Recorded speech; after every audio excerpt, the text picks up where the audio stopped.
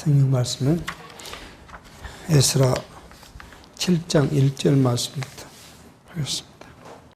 이 일 후 바사왕 아닥사스가 위에 있을 때에 에스라라 하는 자가 있으니라. 저는 스라야의 아들이요 아샤라의 손자요 hil기야의 증손이요 살롬의 현손이요 사독의 5대 손이요 아이둡의 6대 손이요 아마라의 7대 손이요 아사라의 8대 손이요 무라요스의 9대 손이요 스라히야의 10대 손이요 우시엘의 11대 손이요 북기의 12대 손이요 아비수아의 13대 손이요 비느하스의 14대 손이요 에르아살의 15대 손이요 대제사장 아론의 16대 손이더라. 우리는 지난 시간에 이제 하나님께서 고난도 주시지만 형통도 주셔서 이스라엘 예루살렘의 성전이 완공되고 그리고 하나님께 이제 감사 제사를 드리며 그 후에 유월절을 지키고 그들이 너무 기쁘니까 율법대로 이제 7.7년을 이제 지켰더라. 그렇게 우리는 지금 말씀을 이제 들었습니다. 그러니까 하나님께서는 이스라엘 백성을 하나님의 작전과 계획대로 인도해 가시는데 그렇게 끝나는 것이 아니라 누구를 불러드리냐 하면 이제 대제사장을 불러드립니다. 왜냐하면 하나님의 성전이 지어지면 어디에 지성소에는 누가 들어가야 돼요? 대제사장만이 들어가요. 그러니까 대제사장이 이제 있어야 제사를 하나님께 드릴 수 있어요. 그게 오늘 그 이야기예요. 대제사장 아론의 16대 손인 에스라라는 사람이 있었는데 그 에스라가 이제 이스라엘로 와서 이스라엘 백성들에게 하나님의 말씀을 가리키고 이 한 일들을 지금 7장, 8장이 이야기를 할 겁니다. 그러니까 하나님은 하나님의 그 계획이 어떠한 것인지를 우리는 참 알 수 없으니까 안타깝고 애쓰고 힘들고 그런 경우가 많이 있는 것이죠. 또 하나님은 그 자기 사랑하는 백성들을 그대로 둔 것이 아니라 그를 사랑하는 표현을 단계 하나님의 방법대로 해 나가시는 걸 알 수가 있어요. 하나님은 그냥 놔두시잖아요. 자기 사랑하는 백성들은 하나님의 말씀을 듣지 않으면 징계하시기도 하고요. 하나님께 충성할 때는 그를 용기를 얻고 기쁨을 주기도 하고요. 또 국가적으로는 어려움이 있을 때 하나님의 전능한 손으로 그들을 붙잡아 주시기도 하고요. 또 그 나라를 하나님께서는 징계해서 진멸에 가까웠도록 하시기도 하고요. 그러나 그 모든 일들은 영원히 멸망시키는 것이 아니라 잠시 그러한 고난을 통해서 하나님을 더욱 알아가게 하시는 하나님의 놀라운 섭리라는 사실을 우리가 알아. 이것이 깨달아지고 확신되면 우리의 삶에 있어서 일어난 모든 일들이 뭐예요? 해석될 수 있는. 이 해석이 되지면 우리가 어떠한 상황에 처하더라도 용기를 잃지 않는 것이고 또 용기만 잃지 않는 거야. 우리가 낙심하지 않는. 우리에게 가장 신앙적으로 큰 적이 뭐냐 그러면 낙심이에요. 낙심해버리면 아무 생각도 아무것도 할 수가 없어요. 하나님 생각도 할 수도 없어요. 아니 옆에 있는 가족의 생각도 할 수가 없어요. 또 뭐 또요? 자기 자신도 생각할 수가 없어요. 낙심에 빠져버리면 아무것도 어둠팡팡한 세상이 온 것이죠. 낙심하게 되면 결국은 뭐예요? 많은 사람들이 극단적인 선택을 하기 시작합니다. 아무것도 볼 수 없고 아무 생각도 할 수 없고 무엇으로 위로가 되지 않고요. 우리는 하나님께서 우리를 지켜주시면 우리는 뭐예요? 낙심하지는 않아요. 우리가 잠시 공고를 당하고 힘들고 어려움을 당한 이 사실이 뭐예요? 하나님의 지극하신 사랑의 방법이라고 생각해 보면 그걸 통해서 내가 새로운 힘을 얻을 수 있는 거야. 하나님은 나를 이렇게 두지 않으시고 어떻게 해요? 또 나를 무언가로 인도해 가실 것이고 내게 하나님의 놀라운 그 영원한 나라를 우리로 하여금 붙잡을 수 있게 하신다는 사실을 생각할 때마다 하나님의 은혜가, 하나님의 말씀이 그리워지고 하나님의 품이 그리워져 우리가 그에 가까이 나가게 하는 일들을 지금 하나님께서는 구약 성경을 통해서 우리에게 지금 보여주고 있습니다. 그래서 이제 에스라라는 사람이 있었는데 쭉 족보를 이야기한 것은 뭐요? 에스라가 누구였다고요? 대지상의 가문의 친분이 대지상이다 하는 것을 지금 우리로 알게 합니다. 근데 이 일이 언제 있었냐? 6장까지 있었던 그 일 후에, 이게 상당한 시간이 지난 후에요. 아닥사스가 위에 있을 때 있었다. 그렇게 지금 이야기를 합니다. 우리는 이제 이 바사의 나라에 가장 먼저 우리가 생각하는 것은 뭐요? 고레스죠. 네. 고레스가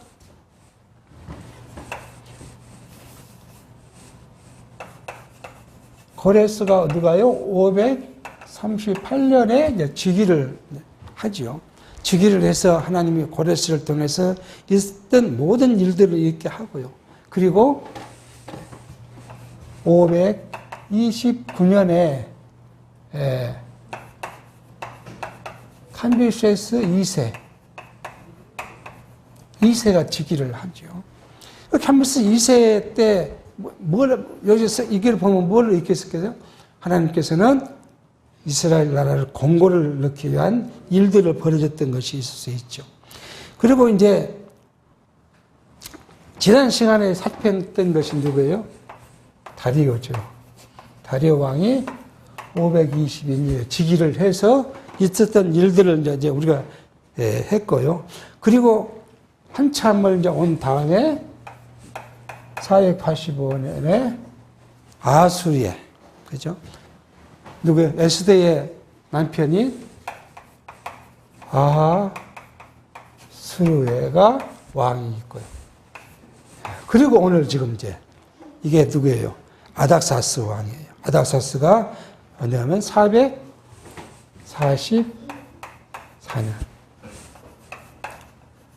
아닥사스 왕이. 그러니까 우리는 이 역사를 이렇게 한번 생각해보면 하나님의 그 섭리가 그냥 생긴 것이 아니라 오랜 시간 동안에 이스라엘 백성이 어떻게 섭리해 왔는가를 우리가 이제 알게 한 것이죠. 자, 우리가 여기에 이제 하나님께서 누구를 통했어요? 536년에 1차 귀환을 하죠.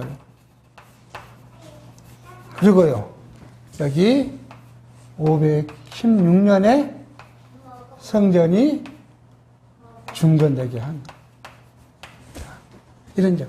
그러니까 이 역사 속에서 하나님께서는 이스라엘 사람들에게 공고와 형통을 겸해서 이들이 성전을 건축한 일이 오직 누구의 능력으로요? 하나님의 능력으로 되었다는 사실을 알게 해요. 오늘 우리 마찬가지예요. 우리의 삶이 왜 이렇게 팍팍해요? 어떻게 생각하면 안 믿는 사람의 삶은 그렇게 팍팍하지 않고 잘 돌아가는 것 같는데 왜 믿는 성도들의 삶이 이렇게 팍팍하나요?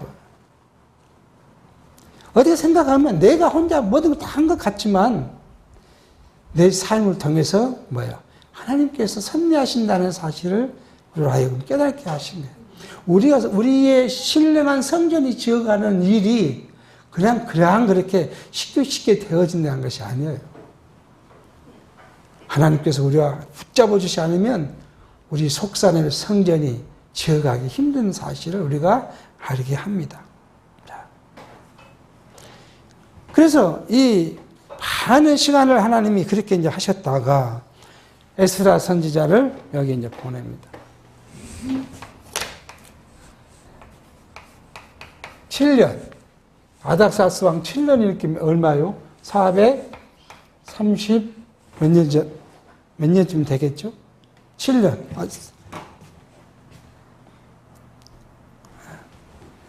464년. 457년. 네. 성경에 7년이라고 이야기했으니까요. 7년에 아닥사스가 에스라가 지금 나왔다.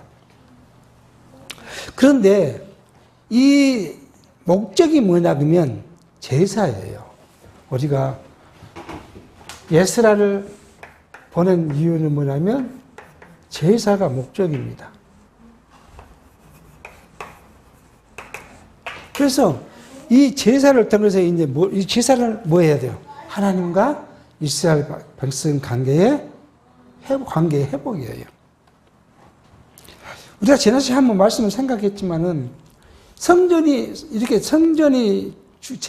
제사가 중요한 이유가 있어요. 성전에서 제사에 가장 중요한 것이 있는데 첫 번째는 뭐예요? 이게 하나님의 명령이에요. 하나님께서는 이 성전에 가서 뭐라고요? 제사를 지내라 라고 장소, 방법, 모든 것들을 하나님이 명하셨어요. 하나님의 명령이에요. 어디에서만 제사를 지내야 돼요? 성전에서만 제사를 지내야 돼요. 그러니까 이것을 지키지 않은 것은 뭐예요? 하나님 앞에 범죄한 거예요. 하나님이 범죄했기 때문에 뭐예요? 이스라엘 백성들을 공고 70년간 바벨론의 포로로 살게 했던 것을 우리가 생각하죠. 그 다음에 이 중요한 것이 있어요. 성전에 와서 성전에 누구를 만나요? 하나님을 만나요. 하나님을 만난다는 이야기는 뭐냐 그러면 하나님께서 이스라엘 백성들에게 필요한 것을 주시고 이스라엘 백성들이 하나님에 대한 감사와 찬송을 하나님이 받으신다는 이야기예요. 하나님과 이스라엘 백성들의 관계가 이루어지는 일을 이야기를 해요. 우리가 인간관계에서도 만나지 않는 한 전화로 편지로 의사를 이렇게 전달할 수 있겠지만 얼굴을 대면하지 않고 영원토록 그걸 할 수가 없잖아요. 그러나 사실 너가 누군지도 모르고 그냥 이야기를 하고 있는 것이죠. 하나님을 만나는 일. 그 다음에 중요한 것도 이제 얼마예요? 성전에 제사를 지낸다는 것은 뭐예요? 하나님을 섬기는 일이에요. 이게 바로 하나님 섬기는 일이에요. 우리가 하나님을 함께 예배하는 일이 하나님을 섬기는 일이에요. 그게 뭐 특별한 의식이 있고 뭐 하는 것이 아니라 하나님을 섬기는 일 하나님께 예배하는 거예요.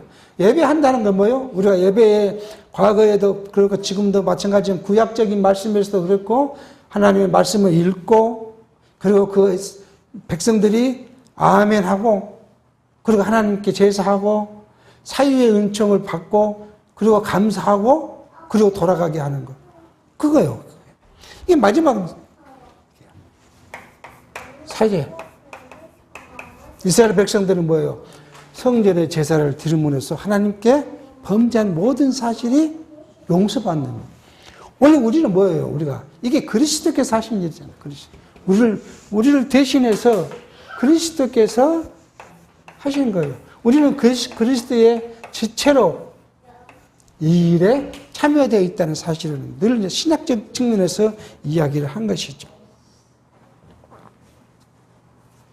그러니까 이스라엘 자손이 돌아오면 바로 다윗의 나라가 회복된 것이 아니라 성전을 먼저 만들고 성전의 제사를 통해서 회복시켜줘요. 이게 순수가 그래요. 하나님 나라의 백성들에게는 뭐예요?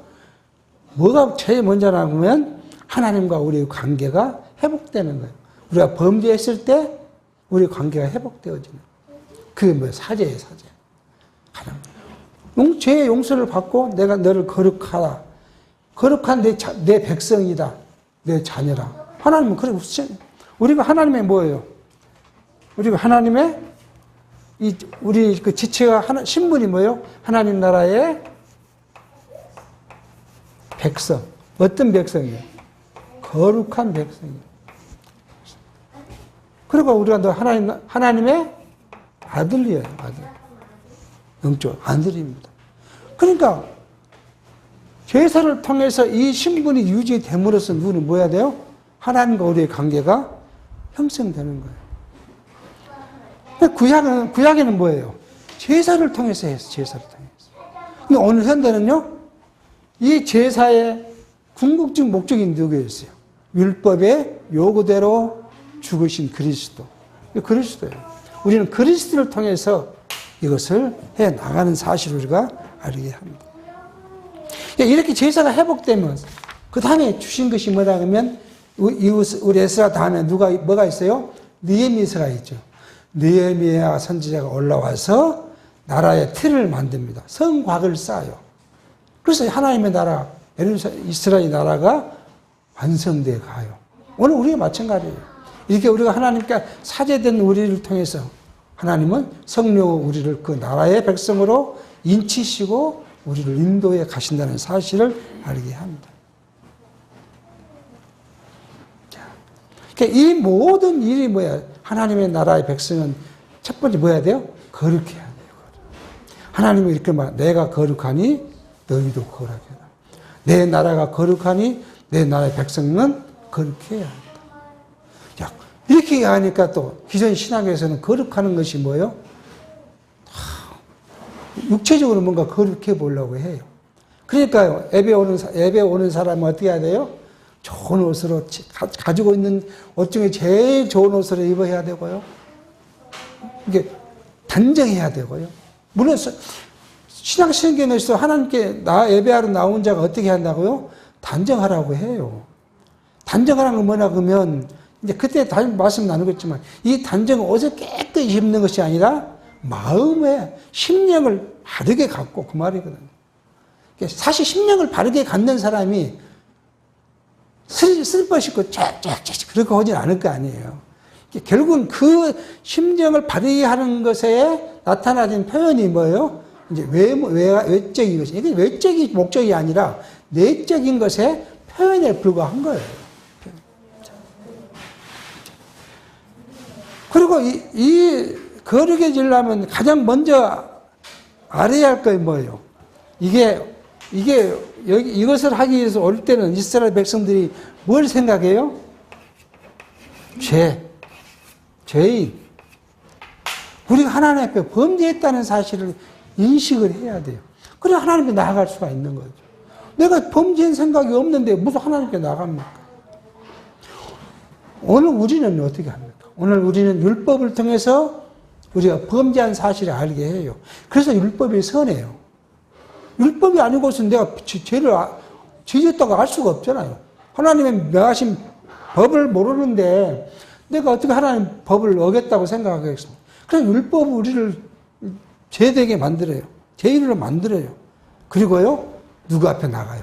그리스도께 나가면 그리스도의 속죄로 사함을 받고 하나님 나라의 영원한 백성으로, 거룩한 백성으로 세워져 갑니다. 이것을 바울은 이렇게 말해요. 로마서 5장 20절에 율법이 가입한 것은 범죄를 더하게 하려 함이라.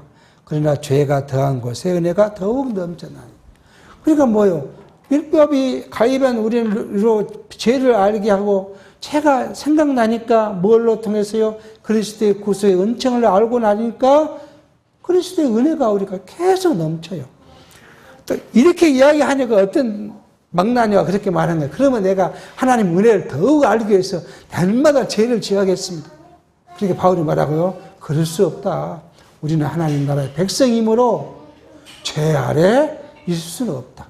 이미 우리가 죄 아래에서 속량을 받았는데 스스로 또 죄 아래로 들어갈 이유가 없지 않느냐라고 말합니다. 그런가 하면 또 사도 바울은 에베소 2장 20절 그래요. 너희는 사도들과 선지자들의 터 위에 세우심을 입은 자라. 그리스도 예수께서 친히 모퉁이 돌이 되셨느니라. 그의 안에서 건물마다 서로 연결하여 주 안에서 성전이 되어가고 너희도 성령 안에서 하나님의 거하실 처소가 되기 위하여 예수 안에서 함께 지어져 가는. 우리가 뭐예요? 성전으로 지어져. 그러니까 성전 대신 그리스도. 이거 성전 대신 그리스도예요. 성전 대신 그리스도. 그러니까 우리는 이 그리스도의 지체가 들어서 성전이 우리 안에서 지워져 갑니다. 완전히 완결되지는 않았지만 지어져 가고 있는 것이 우리의 신앙적 상태입니다. 6절입니다. 이 에스라가 바벨론에서 올라왔으니 이는 이스라엘 하나님 여호와께서 두신 바 모세의 율법에 익숙한 학사로서 그 하나님 여호와의 도우심을 입음으로 왕에게 구하는 것은 다 받는 자더라. 에스라가 어떤 사람이냐면 율법에 익숙한 학사였다.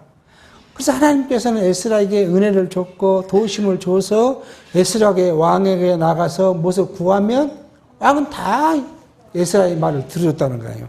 아다스와 7년에 이스라엘 자손과 제사장들과 네이 사람들과 노래하는 자들과 문지기들과 느디딤 사람들 중에 몇 사람이 예루살렘으로 올라올 때에 이 에스라가 올라왔으니 왕의 7년 5월이라 정월 초 하루에 바벨론에서 길을 떠나고 하나님의 선한 손에 도우심을 입어 5월 초 하루에 예루살렘에 이르니라.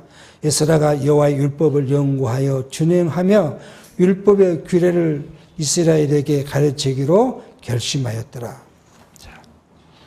자, 이렇게 해서 에스라가 예루살렘에 올라온 목적이 뭐예요?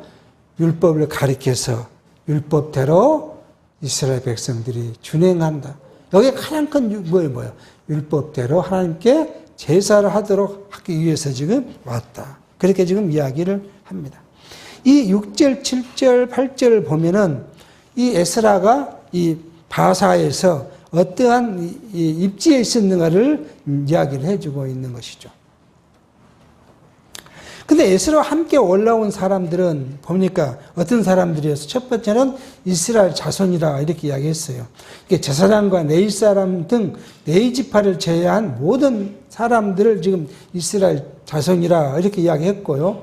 그리고 그 외에 올라온 사람들이 뭐예요? 제사장, 네이 사람, 노래하는 사람, 문지기, 느디딤 사람이 같이 왔다. 그렇게 이야기합니다.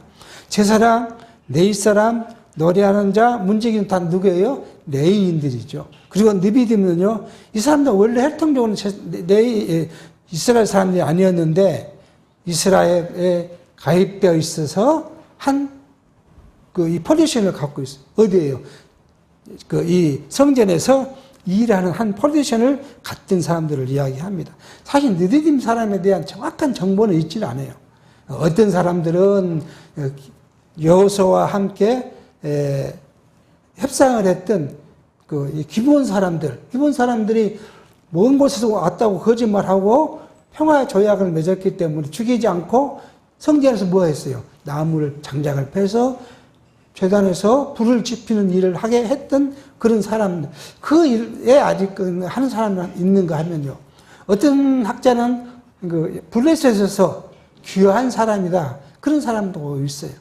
그러니까 다윗이 블레셋에서 도망갔잖아요. 사울에 도망갔다가 거기서 살다가 거기 돌아올 때 많은 사람들이 따라왔는데 그때 온 사람들이 아니겠느냐 하는 사람도 있는가 하면요.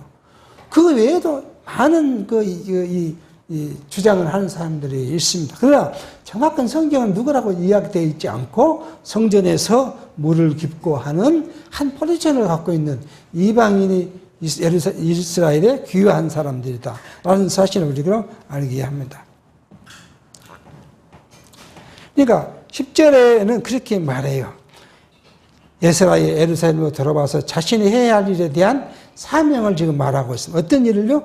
율법을 가르쳐서 이스라엘로 그 율법과 규례대로 살게 하기 위한 것.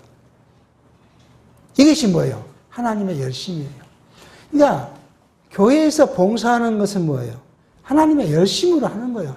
인간의 열심으로 하는 거예요. 인간의 열심으로 하면 뭐가 나타나죠? 육체가 나타나죠. 하나님의 열심으로 우리가 하는 것은 하나님의 뜻이 나타나지고 하나님을 통해서 그 열심을 통해서 화평과 평화와 협력과 사랑이 나타나죠. 이것이 하나님이 주신 하나님의 일의 열심이에요. 이것을 사도 바울은 고린도후서 11장 2절을 그렇게 말해요. 내가 하나님의 열심은 너희를 위하여 열심 내노니 내가 너희를 정결한 처녀로 한 남편인 그리스도께 드리려고 준비합니다. 그렇게 말해요.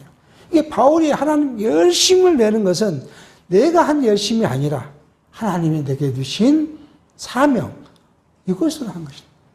우리가 하나님 앞에 나아가는 것이 바로 그거, 하나님께 내준 사명, 하나님이 주신 열심히 예배하는 것도 그렇고 봉사하는 것도 그렇고 모든 일이 하나님이 내게 주신 은혜의 분량 이것으로 하는 것이지 내 노력, 내 수고, 내 능력, 육체적인 것으로 하는 것은 아무 의미 없는 하나님이 그걸 받으시지 않아요. 하나님. 그러니 혼자 고생하는 겁니다.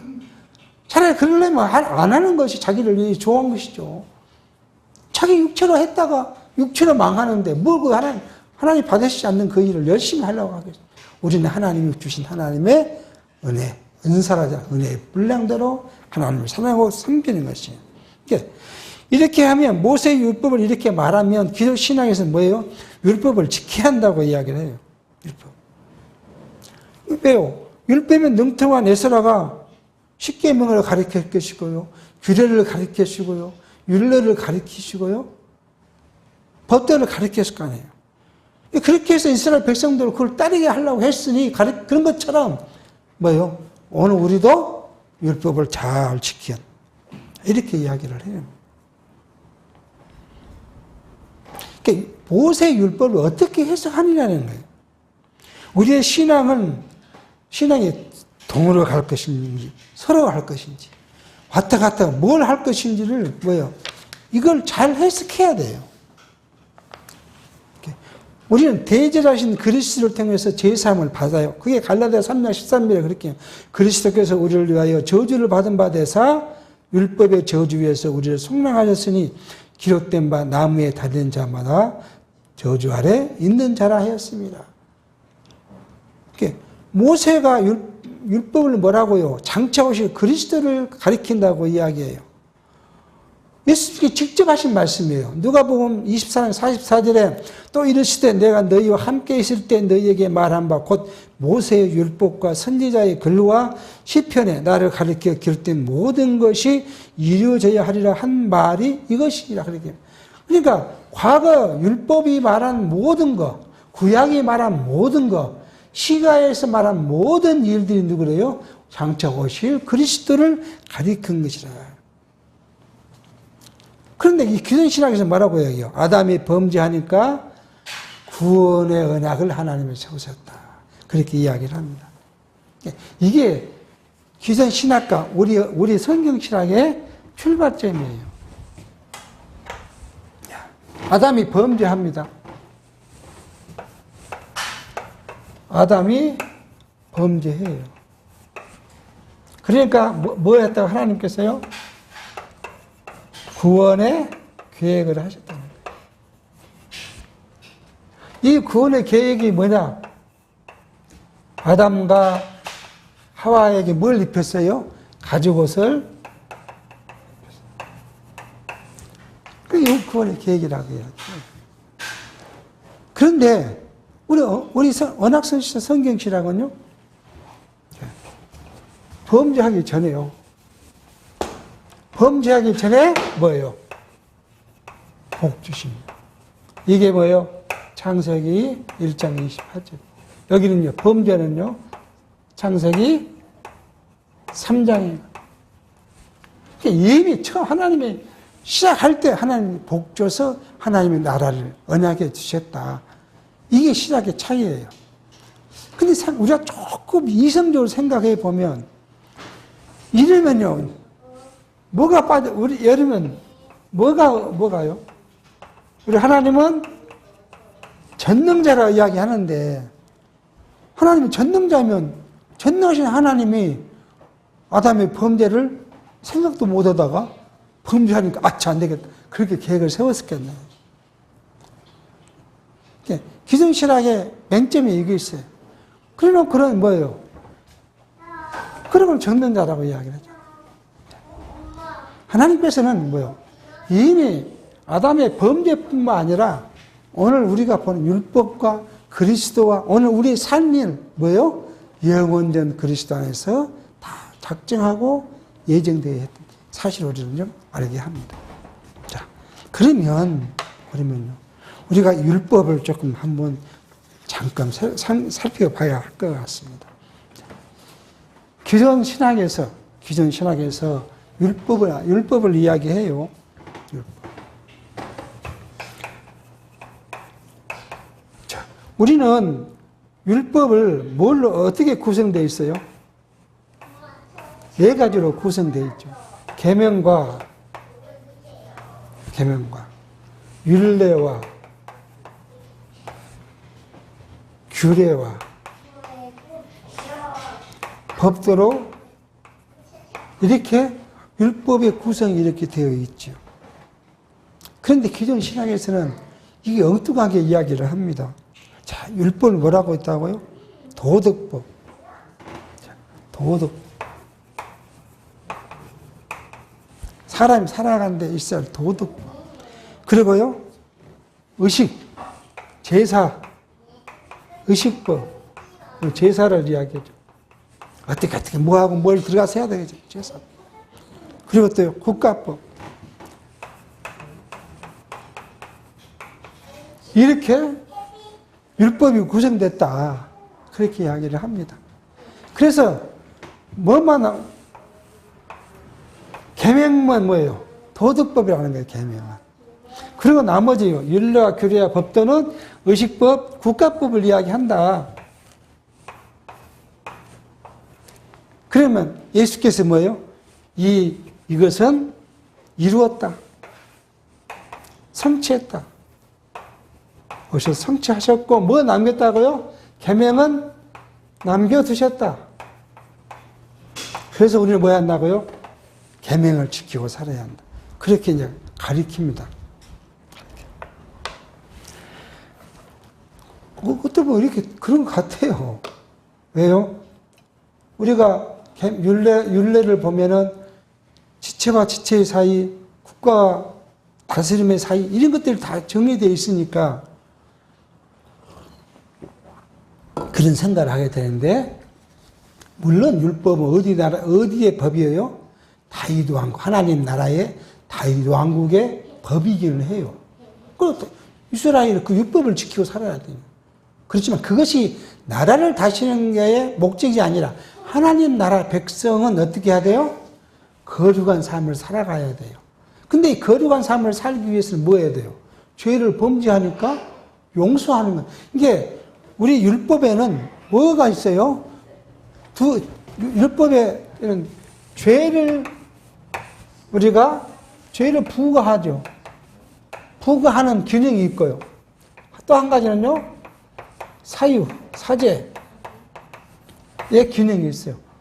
이 두 가지가 있어요. 양면성이에요. 법을 안 지키면 죄인. 이제 하나님 앞에 와서 제사하면 용서. 이것을 합니다. 그러면 우리가 이제 이 죄를 주는 것이 뭐예요? 죄를 주는 것과 뭐예요? 사죄하는 것이 여기 안에 무슨 도덕법, 의식법, 국가법이 아니라 이 말씀은 모세를 통해서 기록한 말씀은 계명이 있고 율례와 규례, 법도가 있지만 이 전체는 뭐예요? 죄를 범하기. 규례, 법도가 뭐예요? 제사를 어떻게 하는 것인데 그 법을 어기면 뭐예요? 죄를 범한 거예요. 그리고 또 뭐예요? 와서 제사하면 용서를 하는 거예요. 이 안에는 뭐예요? 두 가지예요. 죄를 알게 하는 것과 사유를 알게 하는 그 두 가지 기능을 갖고 있다 하는 말씀을 우리가 지금 살펴봐야 될 것이고요. 그리고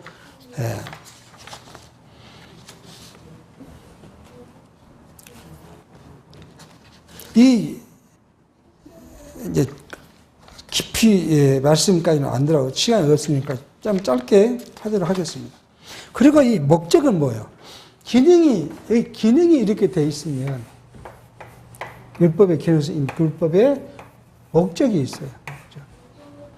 어떤 목적이 있겠습니까? 첫 번째는 뭐예요? 그리스도를 증거하는 거예요. 직접적인 목적이에요. 직접적 목적은 뭐예요? 그리스도를 증거해요. 이미 아까 우리가 말씀을 읽었지 않습니까? 모든 것이 누구를요? 그리스도를 증거하기 위한다. 두 번째 목적은요, 하나님의 계시예요. 하나님. 이걸 위해서 율법이 주어졌어요. 무슨 도덕법이고 국가법이고 그런 것이 아니라 율법을 우리에게 주신 목적은 뭐예요? 장차 오실 그리스도를 증거해 주는 것이고요. 그럴 때 뭐예요? 전능하신 하나님을 나타내 보여요. 이것이 목적이에요. 무슨 사람이 그 율법을 통해서 구원을 받고 율법을 지켜야 되고 율법을 지키지 않으면 이건 다 성도들에게 뭘 하기 위해서요? 무거운 짐을 부과하는 거예요. 이것이 어디에 있어요? 사도행전에 있잖아요. 사도행전. 자, 사도 바울이 복음을 전하는데 자꾸 유대인들이 와서 뭐 해야 돼요? 복음을 통해서 구원을 받지만 구원을 완성하는 것은 뭘 해야 돼요? 율법을 지켜야 된다고 그러니까 어디로 왔어요? 예루살렘에 왔고 예루살렘에서 사도들과 함께 회의를 합니다. 회의 결과가 뭐예요? 율법은 누구도 못 지키는 거예요. 유대인도 지키지 못한 무거운 짐을 우리도 못 지키는데 왜 저 밖에 있는 이방인까지 그를 지라 해야. 그냥 모든 건 다 없는 걸로 해라. 단지 우리가 덕을 세우기 위해서 뭐 해야 된다고요? 사람들 앞에서 그냥 짐승의 피, 그걸로 막 벌컥벌컥 말 얼마나 흉을 썼습니까? 그건 하지 마라. 음식을 피채 먹지 마라. 그리고 또 한 가지는 뭐예요? 우상 앞에 절하지 마라. 이거 말고는 이방인들에게 우리가 짐을 부여하지 말자. 그게 이제 사도들의 예루살렘의 최초의 회의의 결정사항이에요. 그게 사도행전에서 주신 말씀이에요. 우리는 이 율법의 목적, 율법의 기능, 이거에 대한 인식이 확실해야 율법 우리로 죄를 부과해요. 그렇지만 율법에서 살기 위해서. 이게 다 누구예요? 그리스도. 그리스도 우리 죄를 사해주시고 마찬가지죠. 그리스도 우리 죄를 담당 다. 그러니까 우리가 감사한, 그리스도 은혜가 감사한 거예요. 그리스도 구속의 은혜가 감사한 거예요. 우리 같은 죄인, 나 같은 죄인을. 그러니까 참, 이렇게 보면요. 아까 앞에서 얘기했잖아요. 죄 많은 곳에 은혜도 많아요. 근데 성질이 강직한 사람들이 나는 죄를 안 짓고 정말 주를 위해 산다고 강직한 사람들이 있어요. 신앙인들 중에 성격상 그런 사람이 있어요. 그런 사람들이 뭐예요? 나는 저 사람들처럼 죄를 안 지어. 11조를 철저히 하고 새벽기도 철저히 하고 어떤 것도 성경이 하지 말라는 건 안 하고 성경이 하라는 건 해요. 그렇게 강직해요. 그래서 자기가 무엇을 지켰다고요? 율법을 지켰다고 생각. 그러니까 죄인이 아니라고 생각하고 살아가냐면 이 사람들은 뭐가 없어요? 은혜에 대한 감사가 없어요. 나 죄를 안 짓고 사는데 나가 의로운 사람인데. 근데 대신에요. 죄를 많이 지은 사람은요. 눈만 감으면 뭔 생각이 나요? 죄가 생각나는 거야. 내가 진 죄만. 그러니까 아이고 하나님 죄를 용서해 주고 주께서 나의 죄 용서에 감사하고 꿈녀가 넘치는 거야. 그 말씀이에요. 그 다 해서 우리가 죄에 있지 않아야 한다는 사실을 이야기를 합니다. 그러니까 유대인들은 요즘에 기존 신앙에서는 이런 율법을 어떻게 한다고요? 지켜야 한다는 거예요. 지켜야. 그리스도께서 완성해버리는 이 일을 또 들어가고 내가 해야 한다고. 그렇게 가르쳐서 뭐가 없어져요? 자유함이 없어져요. 진리가 너희를 자유케 했는데 자유함이 없어져요. 자유함이 없으니까 뭐예요? 아직도 어디 노예예요? 죄 아래 노예가 되어 살아. 그러니까 내가 열심히 충성해야 하나님 나를 사랑해 주실 것이다. 그래서 뭐예요? 항상 얼굴이 늘 이렇게 떠요. 제가 표현한 거 떠요. 뭐예요? 겁나 겁에 질려 있으니까. 기쁨이 없어요. 얼굴에 가요. 오늘은 이 에스라가 올라와서 율법을 이스라엘 백성들에게 가르치는 목적이 뭐예요? 가장 큰 건 뭐예요? 자유함이에요. 자유함. 하나님과 관계를 회복시킴으로써 자유함. 내가 누구예요? 하나님 나라의 백성. 그것을 구약시대도 그것을 하고 있는 말씀 우리가 생각합니다. 그러므로 말씀 맺겠습니다. 그러므로 우리는 뭐예요? 현대에 살아가는 우리는 율법이 우리를 죄 아래 있다는 사실을 알게 함으로 율법이 선한 거예요. 그래서 선해요. 바울이 율법이 선하다는 거예요. 대신에요. 율법을 할 수 없는 일을 누가요? 그리스도께서 우리를 속량해 주셨으니 그 은혜가 감사하다. 이걸 우리는 다 누리고 사는 거예요. 율법을 완전히 율법을 지켜란 말이 아니라 율법을 우리가로 죄인됨을 알게 하고 그 죄 아래에 있는 우리를 구속하신 은혜가 무엇인지를 깨닫게 하는 것. 그래서 율법을 우리가 버릴 수는 없어요. 율법을. 지킬 필요는 없지만 율법을 버릴 필요는 없어요. 왜? 버리면 율법을 우리가 죄를 알 수 없는데. 성도가 구약을 이렇게 이루어서 구약 율법으로 이루는 건 뭐예요? 내가 죄인이라는 것을 알게 하는. 그거 말고는 없어요. 그래서 이 사유가 뭐야? 사유가. 여기 사유가 뭐예요? 그리스도께서 영원히 속량해 주던 사실을 우리로 알게 하신다. 그걸 지금 말씀하고 있음을 우리가 생각합니다. 자, 그렇게 함으로써 이 아닥사스 왕 시대에 에스라를 통해서 이제 나타나진 일들, 앞으로 계속 이제 8절까지 나타난 일들, 이것들은 뭐예요? 하나님의 놀라우신 섭리. 이것이 뭐예요? 여호와 이레입니다. 그냥 이스라엘 백성 냈던 것이 아니라 또 다 준비해 놓은 거예요. 준비해 놓고 하나님은 누구의 마음을요? 아닥사스의 마음을 딱 돌이켜 놨는데 이거 누구를 사랑하게 해요? 에스라를 사랑하게 해요. 그래서 에스라가 뭘 말하면 다 들어줍니다. 이게 말이 되는 거면 에스라는 누구예요? 포로예요. 포로. 종입니다. 자유인이 아니라 포로고 종이에요. 종의 이야기, 이 건의를 왕이 달랑달랑 다 들어준다. 이게 있을 수 없는 일이에요. 하나님께서 아닥사스의 마음을 강하게 붙잡아 놓으니까 그것이 하나님께서 준비해 놓으신 거예요. 준비해 놓은 것이 뭐예요? 우리는 하나와 일. 하나님께서는 저와 여러분의 지금 삶, 앞으로 있을 모든 일을 뭐예요? 준비해 두셨어요. 그 준비해 두신 대로 우리 살아가게 돼 있어요. 어떨 때는 슬픔도 있고, 어떨 때는 기쁨도 있고, 어떨 때는 배악에서 내가 괴로움도 있고, 어떨 때는 뭐 또 한통도 있지만, 이 모두가 하나님이 내게 주어주신 삶이에요.